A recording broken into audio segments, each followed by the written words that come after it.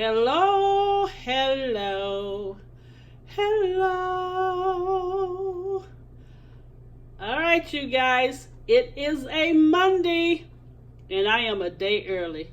And let me explain why. For our meat, for our holiday series, we're going to do an apple glazed Cornish hens with yams and apple melody. Melody, hope I'm saying that right. It's Medley. All right, you guys, let's get started. It looks like a lot of ingredients, but it's not, because I'm going to show you some quick ways to do things for the holidays. All right, here I have 2 Tyson premium Cornish hens, and they're 24 ounces a piece. So the package says 48. But they're 24 a piece, which of course equals 48. I have celery here. I have butter, because we're going to do a butter compound. I have salt. I have this beautiful large apple, and I think it's a honey crisp. So you want to get a firm apple to go in this, all right? I have 2 beautiful yams, which the color is just going to be gorgeous. I have a can of apricot nectar. I have poultry seasoning. I have sage. I have salt. Again, I have the low sodium vegetable broth. I have granulated garlic. I have thyme. I have onion, granulated onion, and I have rosemary leaf. So with the rosemary and the thyme, I'm going to put them in like a coffee grinder, because I want them like powder. So I'll just mix all of the seasonings together and put them in a coffee grinder to get them real smooth. But anyway, guys, I got to come back, because we're going to have to brine the Cornish hens for 12 hours. So let me scoot this to the side, then I'll come back and show you the brine. All right, you guys, here is the brine, and I'm going to give you the ingredients for your brining. Just make sure you do not use anything metal to brown your Cornish hens in, okay? In this, this is a large bowl. I mean, really large. Honestly, I don't know how big it is.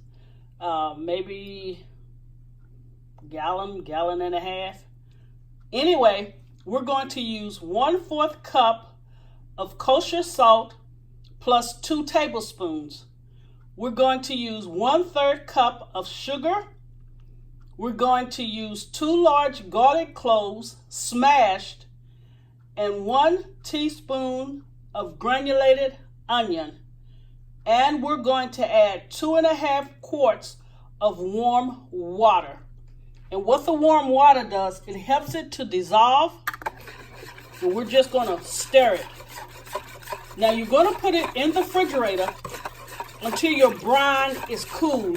You don't ever want to add your meat to a hot brine. So I'm going to put this back in the refrigerator until it cools. Then I'll come back and we'll add the Cornish hens. So go ahead and prep your Cornish hens. Pull out your gizzards part and wash your Cornish hens off. Even though they're going into the brine, I still like to wash them off. But anyway, remember, we're going to have to brine the Cornish hens for 12 hours. So we're going to put them in, and 6 hours later, we're going to turn them over on the other side. But I'll show you guys that when I come back. All right, you guys, let me show you what I did. The brine had cooled, and I thought, who want to get up and turn their Cornish hens every 6 hours? No, that's 6 hours you can be doing something else. So I got a gallon frozen bag, and I put the Cornish hen in, and you see, they're brining. But always make sure that you put them in something once you put them in the refrigerator, just in case it has a hole or a leak, you know, and it won't get inside of your refrigerator. But anyway, this is 1 gallon. Woo, it's heavy. That will fit 2 Cornish hens in, and then you can do the brine.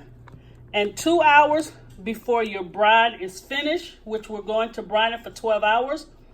So 10 hours after your Cornish hen is still brining, go ahead and cut up your yams and your celery. We're going to cube the yams and we're going to cut the celery pretty large, but I'll come back and show you guys. That way it'll give you time to prepare your vegetables by the time it's time for you to put your Cornish hens in the oven and do the compound butter. But anyway, 12 hours, 10 hours, go ahead and do your yams, your celery, and once we get everything in the pot to be baked, then we'll cut up the apple. All right, you guys, I'll be back 12 hours later, so that will be Tuesday. All right, you guys have a good night. Okay, you guys, we're going to start the compound butter. This is a half a stick of unsalted softened butter. To that I added 1/4 teaspoon of salt, 1/2 teaspoon of sage, 1/2 teaspoon of poultry seasoning, 1/4 teaspoon of granulated garlic, 1/4 teaspoon of granulated onion, 1/4 teaspoon of thyme, 1/4 teaspoon of rosemary. And here is the little contraption I was telling you about, where it's not really a coffee grinder. I guess you would consider it as a spice grinder. So I'm just going to pour this in here, and we're going to mix it up. And once we stir it up, put it in the refrigerator. Because what we're going to do with this, once we get the Cornish hens out and dry them off, we're going to put this butter underneath the skin, and then we're going to spread it on top to where the flavor is just going to saturate the whole birds. All right, so this is the compound butter that we're using for the Cornish hens. All right, you guys, the Cornish hens have brined for 12 hours. And what I want you to do, I already did it, but I'm going to show you. I want you to take your finger, one of your fingers, and go under the skin and just loosen it up like that. Can you see it? So you want this skin right here to be loosened. And what we're going to do, and yes, please put on gloves, we're going to take this compound butter. You see how beautiful that is with the sage, the poultry seasoning, the garlic, and all of the other herbs? We're going to take it and we're going to put it underneath the skin. Okay, if this pan will be still. So you're just going to pack it underneath the skin. I'll do one and come back and show you because I'm trying to actually hold my phone and do it, and it's kind of hard. But you just want to pack it under the skin like that. But I'll come back and show you once I finish one. Okay, you guys, here are the Cornish hens. And you remember I told you to go underneath the skin. And once you pack it as much as you can get it, take your Cornish hen and just spread the butter out. So that way it will go all over the chicken. And once you get these two in, go ahead and put the compound butter on the legs, on the inside. And I did tell you guys that once it was finished